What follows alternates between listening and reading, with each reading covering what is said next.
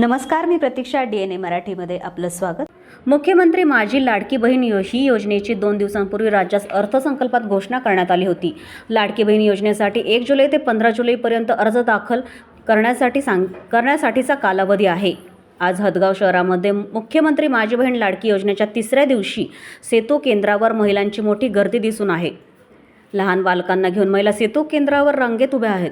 15 जुलै शेवटची तारीख असल्यानं महिलांनी केली एकच गर्दी. यावर मात्र सेतू केंद्रधारकांकडून गर्दीचा फायदा घेत महिलांची मोठ्या प्रमाणात लूट होत असल्याचं लेखी निवेदन तहसीलदार हदगाव येथे यांना देऊन कार्यवाही करण्याची मागणी भाजपा किसान मोर्चाच्या वतीनं करण्यात आली आहे.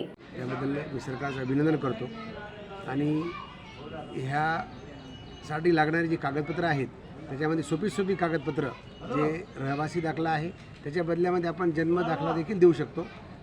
हे सोपे कागदपत्र शेतकऱ्या आपल्या महिलाकडून घेऊन त्यांची जी आर्थिक लूट होत आहे दलालांकडून ती थांबवण्यात यावी. तसेच जे सेतू केंद्रावरती जी आता PM योजना पीक विमा योजना लागू झालेली आहे ती 1 रुपयात व्हायला पाहिजे. तिथं देखील 50 रुपये किंवा 100 रुपये असं जास्त घेऊन तिथं लूट होत आहे. ही लूट थांबावी आणि जर हे सेतू केंद्रावर लोक जास्त पैसे घेत असतील तर त्यांचं लायसन रद्द करण्यात यावं एवढं मी सांगतो. नमस्कार. आज तहसील कार्यालयामध्ये निवेदन आम्ही दिलं. ते निवेदन या पद्धतीचं होतं. हदगाव तालुक्यामध्ये आणि हिमायतनगर तालुक्यामध्ये जे शासकीय सेतू केंद्र आहेत ते सेतू केंद्र लाभार्थी महिलांचे म्हणजे माझी लाडकी बहीण मुख्यमंत्री लाडकी बहीण योजना ही परवा अर्थसंकल्पामध्ये शासनाने लागू केली आणि त्या संदर्भामध्ये आम्ही तहसीलदारला निवेदन दिलं. सगळे सेतू केंद्रवाले 100 रुपये ते 1000 रुपयापर्यंत ते घेत आहेत. ते घेऊ नये आणि जे घेत असतील त्यांचं लायसन कॅन्सल करावं.